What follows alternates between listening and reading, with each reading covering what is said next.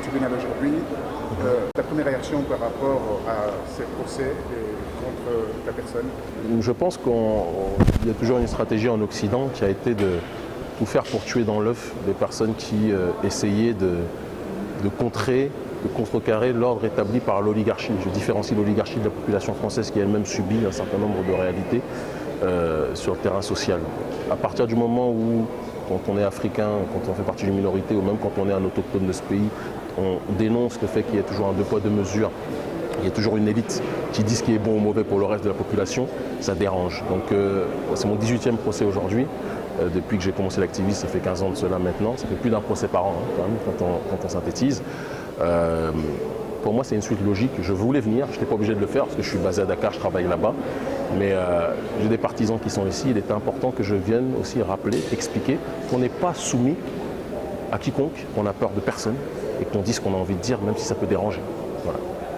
Je peux penser que ce qui a été dit, on le retrouve dans le dictionnaire en fait au niveau du jargon. Alors, pour toi, ça fait quoi? On est dans une dynamique liberticide extrême aujourd'hui. Je pense que c'est quelque chose aussi qu'on doit reconnaître. On est dans une dynamique où il y a une démarche où on ne peut pas dire tout ce que l'on veut. À partir du moment où on commence à s'attaquer ou à s'approcher des sujets qui peuvent un peu brûler, qui peuvent un peu piquer, comme étant liés aux histoires de Charlie Hebdo. La personne qui m'attaque aujourd'hui est un proche de Caroline Forest. La personne qui m'attaque aujourd'hui est un proche de Bernard-Henri Lévy. Il a écrit un article « Va, vie et deviens français ». Mais le français dont il parle, ce n'est pas le français du quotidien ou du terrain, c'est le français version BHL, dans la revue de Bernard-Henri Lévy. Donc ça, c'est des choses que l'on doit dire. Et nous, notre optique, c'est de rappeler qu'on a le droit de dire ce que l'on veut. On ne peut pas expliquer, moi j'ai grandi, on m'a toujours dit qu'en Afrique c'était les républiques bananières qui n'avaient pas le droit de liberté d'expression. Ce que je sais, c'est que chaque semaine, 2 fois par semaine, au-delà de la radio, à la télé, on parle à des millions de gens, je dis ce que j'ai envie de dire, personne ne vient me censurer. Ça, c'est des questions de fond que les gens devraient se poser. Alors pour terminer, qu'est-ce que tu attends de ce tribunal? La tribune que tu as ici, qu'est-ce que tu vas pouvoir leur dire? Alors, j'ai envie de synthétiser en disant d'abord que je ne suis même pas tant à la recherche de tribunes, dans le sens où aujourd'hui je peux toucher les gens que je veux, en étant en Afrique, chez moi, et en parlant aux gens. Mais il était important symboliquement pour moi de venir ici, dans un pays qui fait croire, lorsqu'on la presse parle de moi, que je suis parti de France parce qu'il y avait des problèmes juridiques, alors que je ne suis pas parti de France parce qu'il y a des problèmes juridiques, je suis parti parce qu'il y a un travail à faire sur le continent. Et j'ai voulu montrer qu'en venant, lorsque je suis convoqué, je n'ai peur d'aucun problème juridique et j'assume tout ce que je dis. Et j'exprime une pensée par rapport à des gens qu'on ne laisse pas s'exprimer de manière générale. Et ces gens qu'on ne laisse pas s'exprimer peuvent être noirs, peuvent être blancs, peuvent être arabes, peuvent être chinois, il y a même des juifs aussi, qu'on ne laisse pas parler à partir du moment où ils commencent à critiquer une partie de la communauté. Et c'est sur ce terrain-là qu'on parle, même si je n'ai jamais caché, je n'ai jamais nié que mon combat il est africain. C'est pour ça que je vis en Afrique aussi. Mon combat il est panafricaniste et je suis dans une dynamique de tout faire pour tenter de revaloriser les miens et défendre les intérêts des miens, tout simplement. On attend les résultats. On attend les résultats.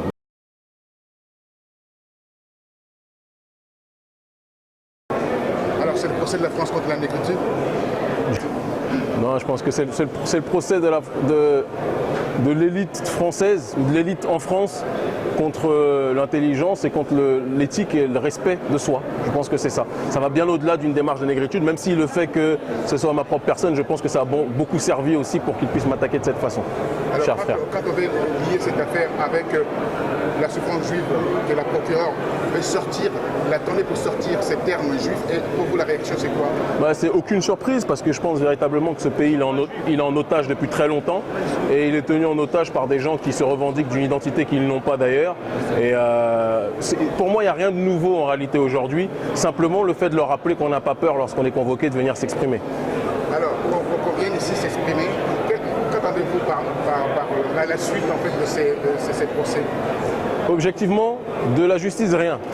Mais des personnes qui sont venues et des personnes qui auront suivi ce procès, j'attends simplement qu'ils prennent conscience qu'il faut arrêter d'avoir peur, c'est tout. Et qu'il faut arrêter de penser que ces gens-là sont puissants parce qu'ils ne sont puissants qu'à partir du moment où on leur donne de la puissance. Mais en réalité, il y a une force au-dessus de nous, qu'on soit croyant ou pas, il y a une force au-dessus de nous qui elle est très puissante, quel que soit le nom qu'on lui donne, c'est pas une question de religion. Et c'est dans cette démarche-là que moi je m'inscris. Et il faut qu'on cesse d'avoir peur de ces gens-là parce que ces gens-là, de un, ne nous respectent pas et on doit respecter des gens qui nous respectent uniquement. Alors j'ai senti au niveau de la juge principale, elle était légèrement légèrement irrité par rapport à votre suffisance. Et pensez-vous que ça, est-ce que ça va vous desservir ou pas? Objectivement, je pense qu'ils ne sont pas habitués à ce que des Noirs les regardent en ne baissant pas les yeux. Parce que la plupart des Thug Life dans les clips de rap, lorsqu'ils sont devant la juge, ils baissent les yeux. J'ai voulu leur rappeler que tout le monde ne baisse pas les yeux et que c'est pas ma patronne. Et je pense ce que je dis ce que je pense. Et après, quel que soit ce qu'elle décide, la décision lui appartient, elle ne m'appartient pas. Et j'ai envie de vous dire, elle ne changera strictement rien à ma vie. Je suis à Dakar aujourd'hui, je voyage partout où je le veux. S'ils veulent me faire payer une amende, eh ben, on verra qui paiera l'amende. Et on verra. C'est tout ce que je peux vous dire.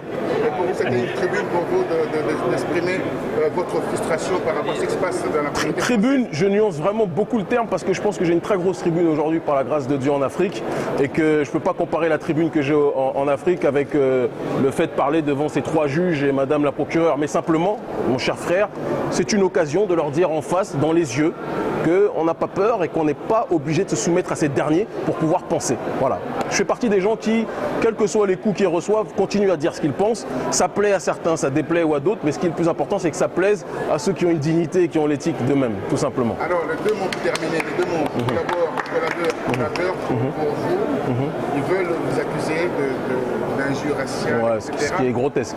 Alors, comment pouvez-vous définir tout ça? Vous avez parlé de outils, vous avez parlé de tous ces qualificatifs.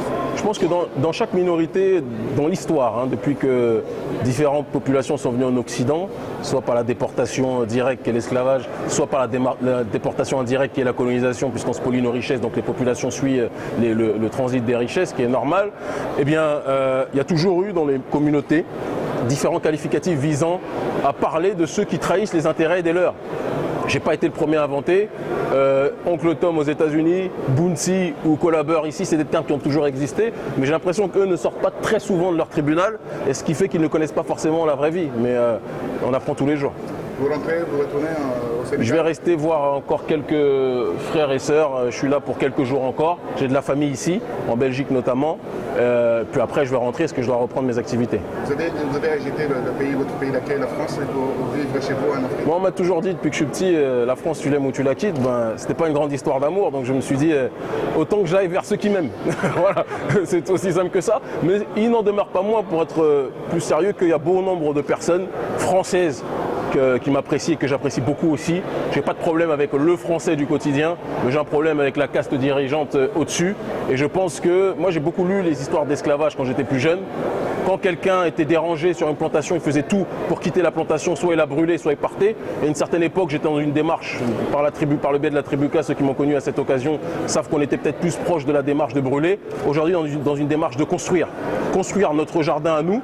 On s'éloigne de la plantation, on bâtit et on dit toujours ce qu'on pense. Parce que je ne fais pas partie de ceux qui, lorsqu'ils quittent la France, disent ils s'arrêtent de penser, il ne faut plus qu'on parle de la France. Avec Internet ou avec le câble, aujourd'hui, tout le monde peut savoir en direct ce que je dis. Et ce que je dis sur l'élite qui prend en otage ce pays, tout le monde le sait. En tout cas, ceux qui doivent le savoir le savent. Merci. C'est moi qui te remercie, cher frère. Merci infiniment.